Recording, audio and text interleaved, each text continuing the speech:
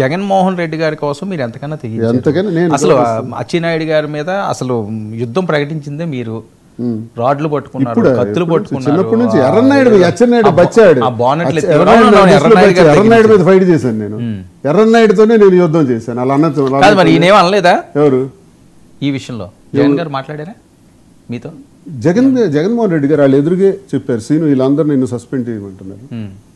కానీ అదేదో నీ పర్సనల్ విషయం. ధర్మాన ప్రసాద్ ఉన్నాడు, అప్పలరాజు ఉన్నాడు, రెడ్డి శాంతి ఉన్నారు. అందరూ ఆల్ లీడర్స్, జిల్లా లీడర్స్ ఉండగానే చెప్పారు. సార్ అంత ట్రాన్స్పరెంట్గా ఉంటాడు.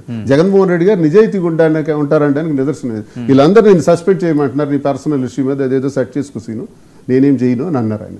అక్కడికి 3 నెలల తర్వాత ఇది ఇప్పుడు సార్ జగన్మోహన్ రెడ్డి గారే అలా అనుకుంటే నాకు టికెటే ఇవ్వరు. 22వ సంవత్సరంలో స్టార్ట్ అయిన గొడవ 24లో నాకే మళ్ళీ టికెట్ వచ్చింది లాస్ట్లో. అంటే సీనుకి ఎందుకు ఇవ్వాలనుకుంటే అవ్వదు కదా, నాకు టికెట్ రాదు కదా.